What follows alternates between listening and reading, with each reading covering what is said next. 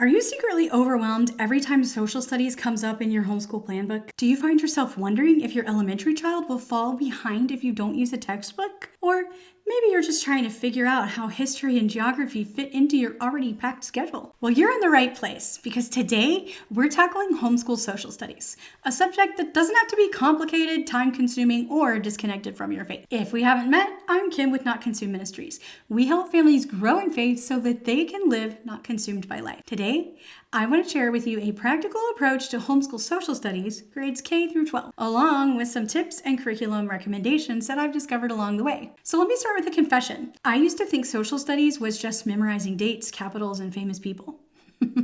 But I've come to realize it's so much more than that. It's about understanding God's work throughout history. It's about developing compassion for different cultures and preparing our children to be informed citizens in our diverse world. But I also know that social studies can feel overwhelming. Maybe you're one of those parents who would rather clean the bathroom than try to explain the Byzantine Empire. Or perhaps you enjoy history but haven't found resources that align with your Christian worldview. Sometimes we get so caught up in the timeline of events that we miss the bigger picture of what God was doing throughout history. History is fascinating. In fact, it ought to be every Christian's favorite subject because the study of history is his story. We can truly see God's hand working throughout time to fulfill his promises and purposes when we study history. According to the National Council for Social Studies, the primary purpose is to help young people make informed and reasoned decisions for the public good as citizens of a culturally diverse democratic society in an interdependent world. That's a mouthful. And it's a great goal. But for Christian homeschoolers, I believe our purpose goes even deeper.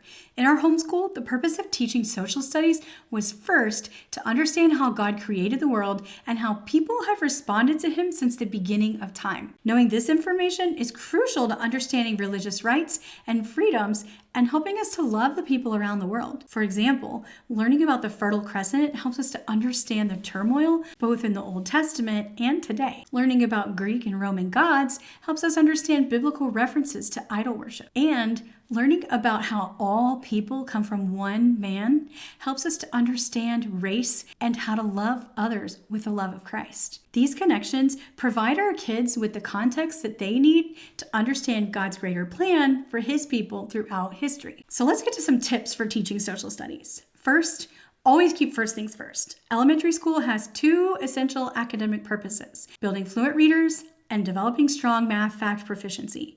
We cannot afford to lose sight of those while pursuing any other academic content. If you need to spend more time on reading and math, it's okay to scale back on social studies. Your kids will be all wiser for it, I promise. Second, capitalize on natural curiosity. Children are naturally curious about the world around them.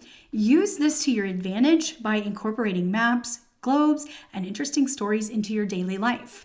You don't need a formal curriculum to spark interest in history and geography. Third, focus on the why behind historical events, not just the what and when. Dates and facts are important, but understanding the motivations, consequences, and connections between events is what helps our children develop critical thinking skills. Fourth, be mindful of worldview when selecting your resources. If your purpose is to understand God's world better, be careful that your curriculum isn't written from the opposite perspective. I find so many homeschoolers forget to consider this. You'd be surprised how many homeschool curriculums out there are written from a secular viewpoint, even the popular ones. Fifth, consider using literature and read-alouds as your primary teaching tool, especially in the elementary years.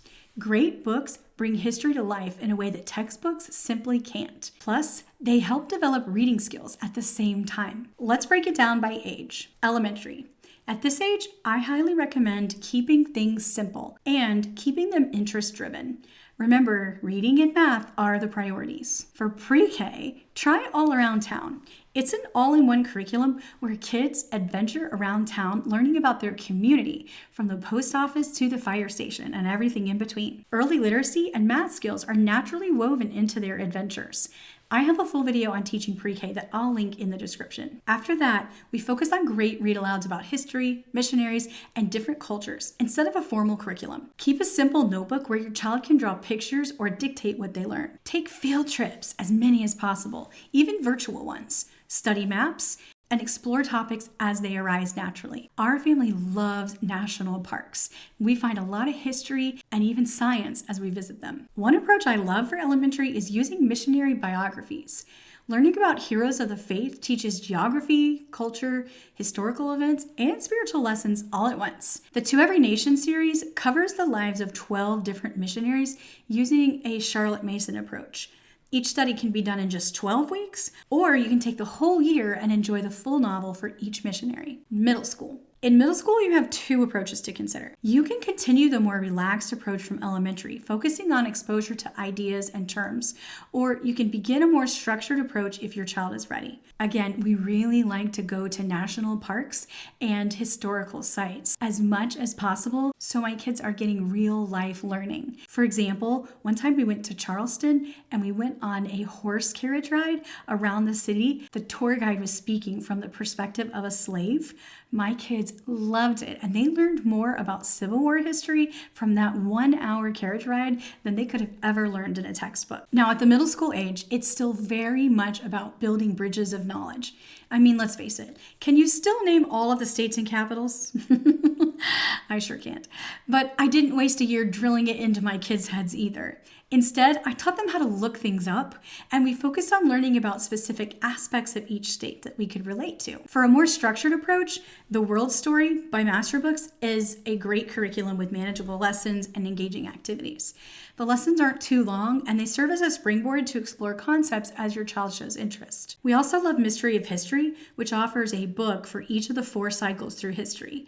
It's written from a strong biblical worldview, and the storytelling is really engaging. This works for middle school and high school. Another great option is Snodgrass History, which has a more textbook-based approach, but with a strong emphasis on God's Word. We love that it covers language arts, Bible, and social studies all in one package. That's a win for busy homeschool families. Okay, high school. At this point, you'll need to make sure you're meeting your state's requirements. Don't guess at this. Look it up yourself. Most states require 3 high school credits: World History, American History, and Government Economics. You can do them in any order or style, though. One approach I love is matching history with English requirements. This means taking American literature and American history at the same time, so everything seems to fit together. This kind of complementary learning encourages a lifelong love of learning. Plus, if you can get to those places or regions of the world, it would be really cool for your kids to have that hands-on learning experience as well. For example, taking a trip to Washington, D.C. when you're learning about government. One great thing about D.C., while the lodging is a little expensive, all of the museums are totally free. One of my children used Snodgrass History in high school because of his emphasis on God's Word and the way it integrates language arts, Bible, and social studies. The lesson plan feature makes it great for independent learning, too. It's simple enough for teens to use and easy for parents to track. Master Books also offers excellent options for high schoolers from American history all the way to civics. However, civics and American history are not the same for Master Books. We choose the civics or government and economics and tend to avoid the American history because it's too intense. I'd say a fan favorite for high school history curriculum is definitely Mystery of History. It's especially great for kids who are overwhelmed by reading because you can listen to audio CDs instead of having to read all of the words in that subject, taking away the frustration at least in one subject. Okay, that's all for social studies. I hope you were encouraged and found a few tips to help you as you seek to teach your children how God has worked throughout history. Remember, social studies doesn't have to be overwhelming or disconnected from your faith. In fact, it should be very much integrated. Keep your priorities straight, focus on building connections between events and God's Word, be mindful of worldview issues, and don't be afraid to adjust your approach based on your child's needs and interests. If you found this helpful, please share it with a friend. That means a lot to me. And consider subscribing to our channel so you don't miss our next video on everybody's favorite, science. Until next time, remember that you don't have to be a history expert to give your children a great social studies education. You've got this. I'm cheering you on.